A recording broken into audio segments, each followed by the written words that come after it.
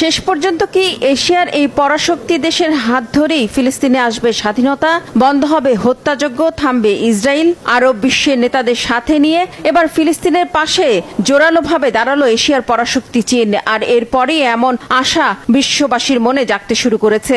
শুধু গাজায় হত্যাযজ্ঞ বন্ধ আর যুদ্ধবিরতি কার্যকর নয়, স্বাধীন সার্বভৌম ফিলিস্তিন রাষ্ট্র প্রতিষ্ঠা করতে হবে সাফ জানিয়ে দিয়েছেন চীনের প্রেসিডেন্ট শি জিনপিং। প্রতিশ্রুতি দিলেন জাতিসংঘে ফিলিস্তিনের পূর্ণ সদস্যপদ পেতে সব ধরনের সহায়তা দেওয়া হবে।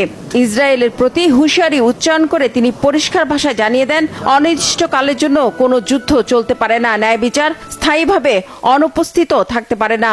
দুই রাষ্ট্রের ভিত্তিতেই ফিলিস্তিন সংকটের স্থায়ী সমাধানের উপর জোর দেন তিনি।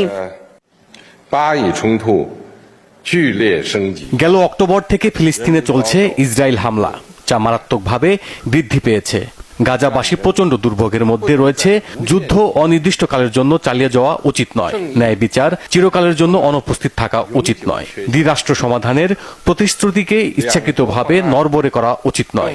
চীন দৃঢ়ভাবে একটি স্বাধীন ফিলিস্তিন রাষ্ট্র প্রতিষ্ঠাকে সমর্থন করে। পূর্ব জেরুজালেমকে রাজধানী ধরে 1967 সালের সীমানার ভিত্তিতে পূর্ণ সার্বভৌমত্ব রাষ্ট্র হিসেবে ফিলিস্তিনকে গঠন করতে হবে।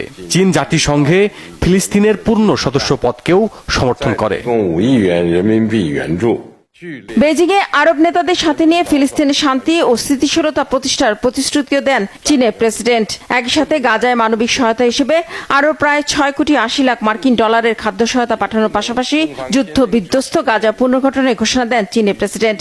আরব বিশ্বের সাথে চীনের এই সুসম্পর্ককে একটি ঐতিহাসিক মুহূর্ত হিসেবে উল্লেখ করেছেন তিনি।